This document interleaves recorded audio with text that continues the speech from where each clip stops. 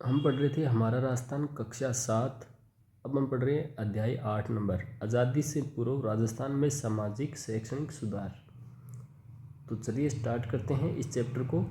इस चैप्टर में मुख्यतः हम विभिन्न प्रथाओं की, कुरीतियों की समाप्ति की बात जानेंगे कि उनको कब किन राज्यों ने समाप्त किया, किस रियासत ने सर्वप्रथम किया, और उसके बाद कुछ समाज सुधारकों के बारे में भी हम जानेंगे। तो चलिए सामाजिक सुधार को हम स्टार्ट करते हैं।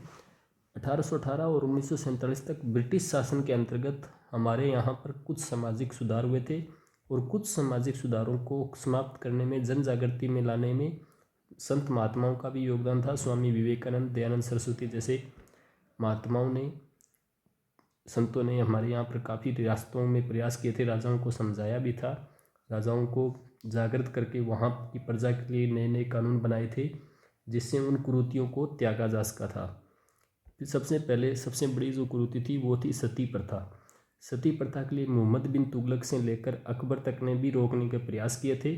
राजा राममोहन राय के प्रयासों से ही 1829 में लॉर्ड विलियम बेटिक ने सती प्रथा को गैर कानूनी घोषित किया था। और राजस्थान में देखते हैं तो सर्वप्रथम जयपुर राज्य ने जयपुर संरक्षक समिति के प्रयासों से सती प्रथा निषेध कानून पारित किया था। इसके पश्चात कोटा, जयपुर, मेवाड़ ने भी सती प्रथा संबंधी कानून बनाए थे। नेक्स्ट है कन्या वध प्रतिषेध। कन्या वध प्रतिषेध को सर्वप्रथम कोटा राज्य ने गैर कानूनी घोषित किया था। इसके पश्चात जयपुर, जोधपुर, उदयपुर, अलवर राज्यों ने भी इस प्रथा को गैर कानूनी घोषित किया। फिर बात करते हैं बाल विवाह, अनमेल विवाह निषेध कानून की। इस कानून में क्या था कि बिल्कुल बचपन में ही रिश्ते कर दिए जाते थे, या फिर एक बुजुर्ग होता था, एक का बचपन होता था, इस तरह अनमेल विवाह होते थे। इसके खिलाफ आवाज़ उठाई थी स्वामी दयानंद सरस्वती ने। फिर 10 दिसंबर 1903 को अलवर रियासत ने बाल विवाह, अनमेल विवाह निषेध कानून पारित किया था। फिर है दास प्रथा। दास प्रथा यहाँ पर चाकर या हाली के रूप में समझा जा सकता है। इसे 1833 के चार्टर अधिनियम द्वारा समाप्त किया गया था। नेक्स्ट है डायन प्रथा निर्मूलन। डायन प्रथा राजस्थान के काफ़ी भागों में चलती थी। मेवाड़ और कोटा राज्य में इनका काफ़ी प्रचलन भी था। 1853 ईस्वी में डायन प्रथा की जानकारी मिलने पर एच.जी. राजपूताना ने अमानवीय प्रथा को रोकने के लिए रियासतों पर दबाव बनाया था, और विभिन्न रियासतों ने इस प्रथा को गैर कानूनी घोषित भी किया था। फिर बात करते हैं राजस्थान में शैक्षणिक सुधारों की। तो 18वीं या 19वीं शताब्दी के पहले जो शिक्षा थी वो थी देसी शिक्षा, इंडिजीनियस शिक्षा। ब्राह्मणों के लिए गुरुकुल होते थे, मुस्लिम के लिए मदरसे थे। लेकिन उसके बाद में वर्तमान के आधुनिक स्कूल जो थे वो 1819 के बाद खोले गए। पहला स्कूल 1819 में अजमेर में खोला गया था। इसके पश्चात पुष्कर, बिनाय व केकड़ी में भी स्कूल खोले गए, लेकिन ईसाई धर्म को लेकर दी जाने वाली शिक्षा का लोगों ने विरोध किया और कुछ स्कूल बंद भी हो गए थे। ये तो था प्राथमिक स्कूल 1819 का। फिर बात करते हैं 1835 में अंग्रेजी को राजकीय शिक्षा, राजकीय भाषा का दर्जा दिया गया था। और 18वीं शताब्दी 19वीं शताब्दी के अंत तक आते आते जैसलमेर को छोड़कर अधिकांश रियासतों में ये अंग्रेजी शिक्षण स्कूल शुरू हो गए थे। और पहला जो हाई स्कूल था वो खुला था 1851 में। ये प्राथमिक स्कूल तो 1816 में ही खुल गया था, 19 में ही खुल गया था, और हाई स्कूल 1851 में खुला था।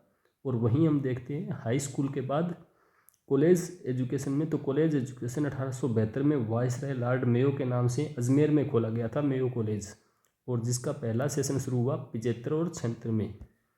फिर है पंडित जनार्दन राय नागर, इन्होंने स्थापित किया था 21 अगस्त 1937 को राजस्थान विद्यापीठ संस्था। राजस्थान विद्यापीठ संस्था की स्थापना किसने की? पंडित जनार्दन राय नागर ने। फिर बात करते हैं महिला शिक्षा की। तो महिला शिक्षा में पहला जो महिला विद्यालय खोला गया था वो 1861 में खोला गया था, कन्या वर्नाक्यूलर स्कूल के नाम से।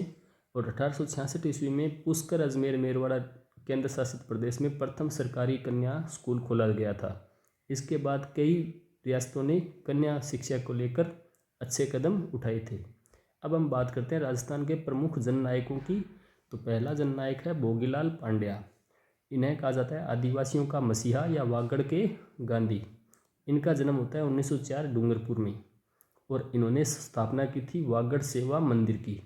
जो पाठशालाएं थी उन्हें कहा जाने लगा वागड़ सेवा मंदिर। फिर है शिक्षा में नानाबाई खाट, सेंगाबाई और कालीबाई। कालीबाई, नानाबाई खाट और सेंगाबाई का नाम शिक्षा के क्षेत्र में अग्रणीय है।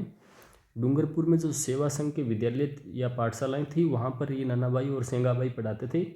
तो एक दिन फौजियों ने आकर इनके स्कूल को बंद करवा दिया और नानाबाई की हत्या कर दी। तो सेंगाबाई को भी ट्रक के पीछे बांध कर ले गए। तो ये देखकर वहाँ जो शिष्या थी इनकी नानाबाई और सेंगाबाई की 13 वर्षीय भील बालिका कालीबाई, इसने वहाँ पर अपनी दंताली से जो ट्रक के पीछे रस्सी बंधी हुई थी उसको काट दिया। तो ये देखकर उन सैनिकों ने कालीबाई की हत्या कर दी और उन पर भी गोलियां चला दी। अल्प आयु में ही ये बालिका शहीद हो गई।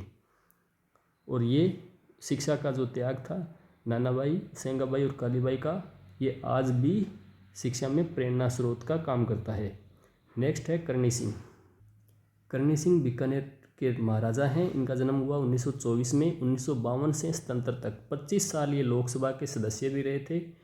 करणी सिंह का नाम मुख्यतः निशानेबाजी और खेलकूद में लिया जाता है। इन्होंने निशानेबाजी और खेलकूद में काफ़ी प्रयास किए थे बीकानेर रियासत में और पूरे राजस्थान में, और इन्होंने कई बालिका छात्रवृत्तियों की भी शुरुआत की थी। फिर है हीरालाल शास्त्री। इनका जन्म होता है 24 नवंबर 1899 को जोबनेर में और किसान परिवार में। इन्होंने जयपुर राज्य की सेवा का परित्याग कर दिया और 1929 में दूरस्थ व पिछड़े गांव वनस्थली में अपना कार्यक्षेत्र चुना था। वहां पर स्थापित किया जीवन कुटीर। जीवन कुटीर आगे चलकर हम देखते हैं कि महिला रोजगार प्रशिक्षण में काफ़ी नाम करता है, प्रशिक्षण देता है वहाँ पर। और ये जो हीरालाल शास्त्री जी थे ये 1948 में जयपुर स्टेट के पीएम बनते हैं। फिर 30 मार्च 1949 को राजस्थान के पहले सीएम बनते हैं। फिर वनस्थली विद्यापीठ की ये स्थापना भी अपनी पत्नी के साथ मिलकर करते हैं। नेक्स्ट है इनकी पत्नी रतन शास्त्री जी। वनस्थली विद्यापीठ की मुखिया थी ये। इन्होंने वनस्थली विद्यापीठ को काफ़ी आगे ले जाया गया इनके द्वारा, और महिला शिक्षा में इनका काफ़ी नाम अग्रणीय है।